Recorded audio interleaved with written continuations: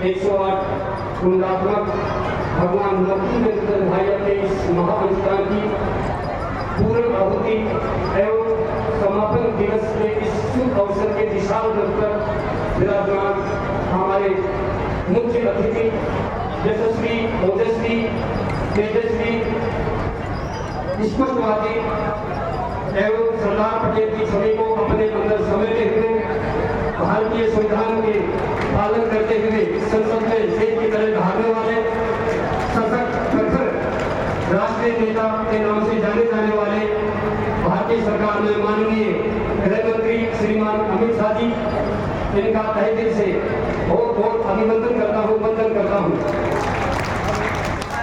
हमारे इस विशाल मंच के ऊपर विराजमान हमारे विशिष्ट अतिथि यशस्वी मुख्यमंत्री जी राजस्थान सरकार के श्रीमान भजनलाल जी शर्मा, इनका भी मैं तहे दिल से अभिनंदन करता हूँ, वंदन करता हूँ। हमारे अति प्रिय विशिष्ट अतिथि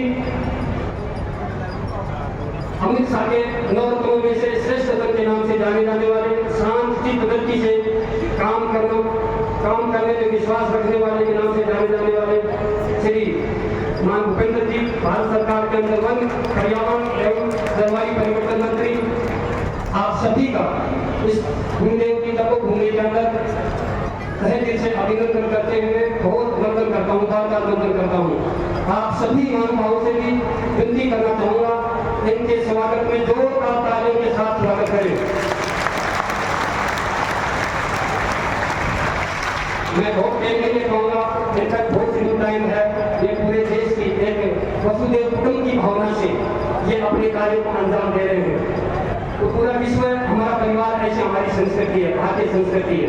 अतिथि देवो भव, अतिथि को हम देवता के समान मानते हैं।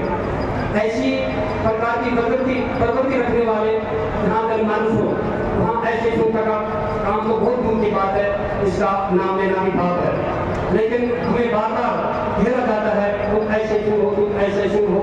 लेकिन इसका परिचय अभी इसी वर्ष ऐसे बड़े बड़े आयोजन जिसको कोई भी आवश्यकता नहीं पड़ी किसी भी चीज की, यदि ऐसे ही आयोजन की कथा कथित रामनवमी होते तो पूरा प्रसाद रामत हो जाता, बहुत मुश्किल से हो पाता। आप देखिए कितने सहिष्णु हैं हमारे सनातनी, आप 365 दिन भी से कहते हैं। मैं गृह मंत्री साहब को बताना चाहूँगा, आपके पास तो बहुत विद्युत दल हैं, आप इनकी जानकारी निकलवा सकते हैं कि सृष्टि उत्पन्न होने के बाद में कहीं भी उल्लेख नहीं है सार्वजनिक रूप से कहीं 365 दिन 5 दिन लगातार पत्नी और पति एक साथ बैठ करके कहीं अमल करते हो सार्वजनिक रूप से, और वो भी सर्व समाज, हिंदू सनातन सर्व समाज के अंतिम पायदान करने व्यक्ति से और खास व्यक्ति तक एक ही मंडप के नीचे और एक ही कुंडों पर बैठ करके वैसे सुंदरिय सब एक साथ बैठ करके ये अपने आप में अनूठा पट्टी का उदाहरण है। सब लोग कल्पना करते होंगे, लेकिन विगत 16 सालों से अनवरत हर साल ये कार्यक्रम चल रहे हैं बिना किसी स्वार्थ के। सिर्फ स्वार्थ है राष्ट्रीय संविधान एवं विश्व में सनातन धर्म की रक्षा, लोक जीवन कल्याण, महामारी, प्राकृतिक प्रकोप, भूकंप, अतिवृष्टि, अकाल, अनावृष्टि, ओलावृष्टि, इनसे बचने हेतु पर्यावरण शुद्धि के लिए एवं सामाजिक समरसता के लिए उनका संकल्प किया गया है। गुरु जी की भूमि के अंदर बिल्कुल त्यागमयी भावना से मैं आपको बताना चाहूँगा कि इतना बड़ा यज्ञ कितने पैसे लगते हैं। लोगों के बहुत भ्रांतियाँ हैं कि लोग इतने बड़े आयोजन इसलिए करवाते हैं बच्चा को प्रसाद दीजिए कि इस स्थान में मेरे ज़्यादा से ज़्यादा लोग आए तो ज़्यादा से ज़्यादा पैसे लगाए। मैं आपको अवगत करा रहा हूँ कि ये स्थान विगत 45 सालों से ऐसा बिल्कुल नहीं रहा है, और साथ राजधानी में उनका मेन स्थान है। तो उस ट्रेन के अंदर भी बड़े बड़े राजनेता तो वहाँ आते थे, उन मूर्ति के पास सब मीटिंग बैठकर के बात करते थे, और इतनी बड़ी दिक्कत होती थी मैं अपने मुंह से बिल्कुल भी कुछ नहीं कह सकता हूँ। इनके बारे में साफ साफ रूप में कोई कथा नहीं है। यहाँ लोग मौजूद हैं, उनके यारे प्यारे लोग यहाँ सब मौजूद हैं, जिनके हाथों से समाधि दी, जिनके हाथों से बाहर निकले, जिनके माध्यम से सामने रहते भिक्षा बची गई, यहाँ समाधि में रहते होंगे। ऐसे महान योगी कहा करते थे कि बेटा अभी भी मैं 5 घर भिक्षा मांगता हूँ। भिक्षा का मतलब नहीं है धन संग्रह करना, इकट्ठा करना, ये भंडारा चलाना, इस सृष्टि को चलाने के लिए भिक्षा वृत्ति का एक अहंकार को मारने के लिए, उस ज्ञान की प्रकाशता को एक निर्मल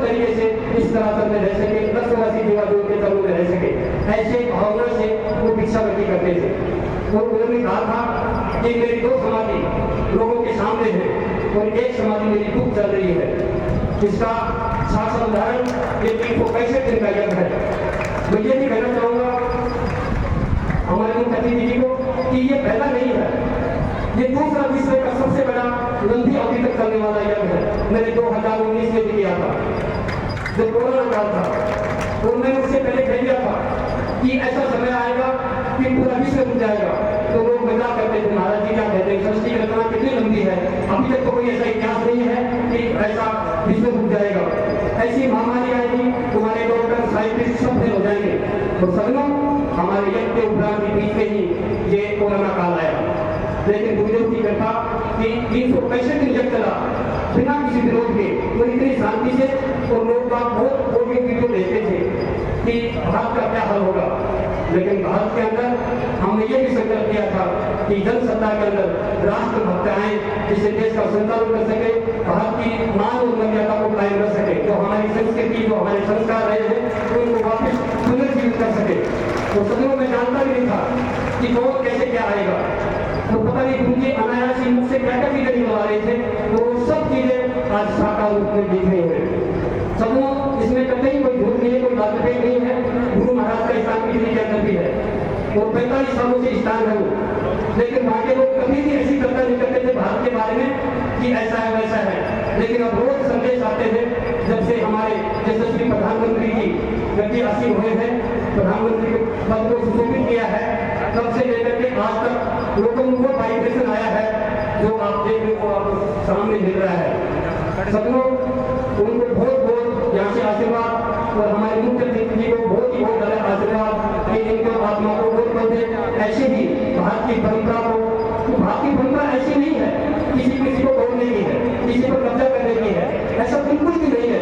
आप गहराई से अध्ययन करेंगे, ये कोई स्थिति नहीं है कि हम इतने दिन तक गुलाम रहे, क्योंकि हमारी संस्कृति कहती थी अति जो है वो हमारे बाहर के लोग अतिथि बन गया है, तो उन्होंने हमारे साथ बहुत विश्वासघात किया और हमको इस स्थिति में ला दिया।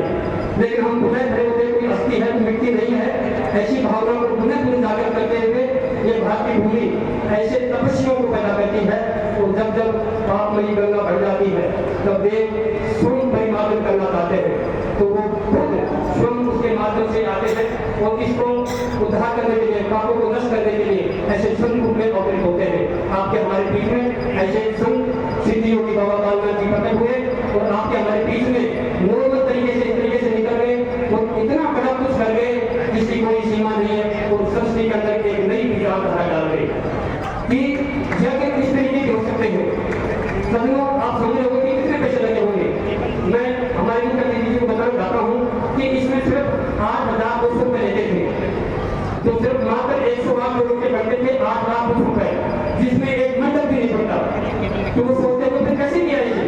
ऐसे हमारे भामा साहब थे वो, जिनको हमने कभी देखा, मेरा 12 साल का संग्रह है, मैं किसी के घर नहीं जाऊंगा, लेकिन जब मीटिंग करता था तो मैं कहता था मेरी मांगना मेरा जन्मसिद्ध अधिकार है, मैं शिक्षा व्यक्ति करने का मेरा अधिकार है, लेकिन मेरे पेट के लिए नहीं करूंगा, मैं सुख शांति समृद्धि जन कल्याण के लिए करूंगा मैं। तो आपकी इच्छा हो, एक मुट्ठी पैसा नहीं चलेगा यहाँ बिल्कुल भी, तो सदनों पैसा नहीं चला है। तो गाँव के लोग बताना चाहता हूँ, मध्यम परिवार से नीचे के लोग 20-20 लाख का दूध देके गए, जबकि मना करने के बावजूद मेरे पता था कि पैसे कहाँ से लाएगा, मैं बहुत मना करता था, लेकिन फिर भी जिद करके मैं तो उसका भगवाना खुद दे रखा मेरे को। ऐसे लोग गरीब लोगों से ये हुआ है। मैं पहले लोग देखते थे कि भावना साहब कोई महाजन आएगा, लेकिन हमारे ऐसे ही एक भगत है के सिंगानिया, उनके माध्यम से देसी घी दिया गया, 3.5 करोड़ का देसी घी हुआ है।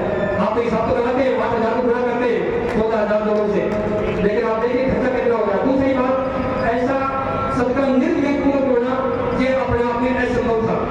सब लोग मैं बताना चाहता हूँ, एक बताऊँ तेलंगाना के मुख्यमंत्री साहब, उन्होंने यह किया था राष्ट्रीय, तो बहुत बड़े बड़े विद्वानों को, उनके पास तो अच्छा पैसा था, तो उसमें राष्ट्रपति महोदय जी प्रणब मुखर्जी को न्योता दिया गया था उनके अतिथि के लिए।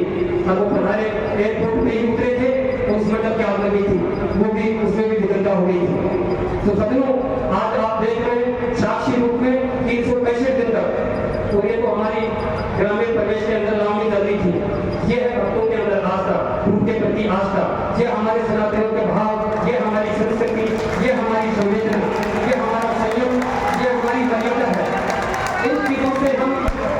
आप को अभिभूत करते हैं। आज भी हम ऐसे वंशजों के अंश हैं जिनकी पूरी दुनिया गौरव मानती है। आज भारतीय संस्कृति में जितने बलिदान हुए हैं, सदियों गुरु गोविंद सिंह जी के छोटे छोटे बच्चे, कितना उनके अंदर स्वाभिमान था। सदियों आज हमारा स्वाभिमान कहाँ जुड़ रहा है, इसको जानने की बरतने की आवश्यकता है। उसी के लिए हमने ये प्रैक्टिकल सत्कर्म गाँव-गाँव चलाने का प्रयास किया है। इसमें पैसे नहीं लगेंगे, हम इसमें और पैसे कम करेंगे, जिससे ज्यादा से ज्यादा सनातनी लोग अपने सत्कर्म को नहीं छोड़े। छोड़ने का कारण यही है कि बहुत पैसा खर्च होता है, 1-1, 2-2, 3-3 करोड़ रुपए यज्ञ में पैसे खर्च होते थे। लेकिन हम इसका समाधान किया, क्या किया, तो यहाँ कोई भी जान पेटी नहीं रखी।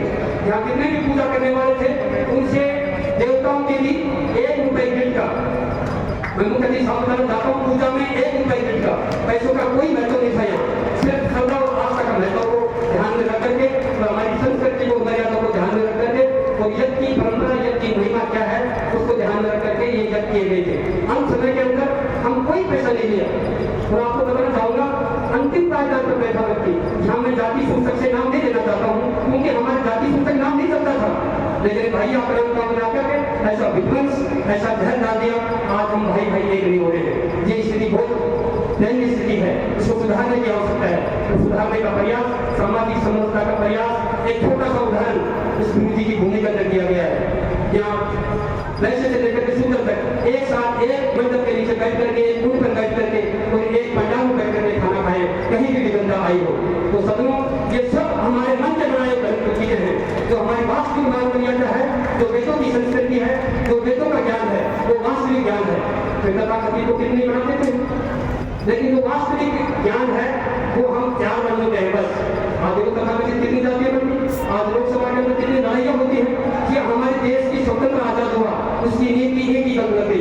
आज हम अपने आप को फर्ज महसूस कर रहे हैं कि इतना श्रम में, इतना सहनशील, इतना ऊर्जावान, इतना सात्विक, इतना तपस्वी त्यागी बलिदान देश आज किस स्थिति में पहुंच गया है। स्वतंत्र होकर के हम स्वतंत्र नहीं हो रहे हैं, लेकिन एक आशा की किरण जगी है। ऐसे राष्ट्रभक्त नरेंद्र मोदी, हमारे अमित शाह जी जैसे दिन रात अपनी भारतीय संस्कृति, भारतीय परंपरा के लिए वो सभी का ध्यान रखते हुए, ऐसा नहीं है कि हिंदू के पीछे लगे हुए हैं। जो वास्तविक कानून है, वास्तविक परिभाषा तो होनी चाहिए, उस परिभाषा को शेर की तरह ध्यान करके अवगत कराना चाहते हैं सबके सामने। आप सभी के सामने हमारे मुद्दे बहुत ज्यादा नहीं करूंगा, क्योंकि ज्यादा उनका उद्बोधन सुनना ज्यादा आवश्यक है। हमारा बहुत करते रहते हैं, इसलिए इन्हीं शब्दों के साथ मैं पुनः इन सब हमारे मुख्यमंत्री को बहुत बहुत धन्यवाद देना चाहता हूँ।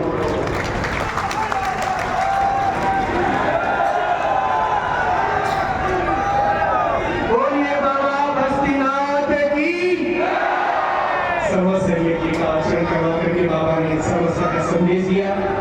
अब मैं आदरणीय श्री भूपेंद्र जी यादव से निवेदन करता हूं कि वो यज्ञ के आचार्य पंडित श्री कमलेश जी शास्त्री जी को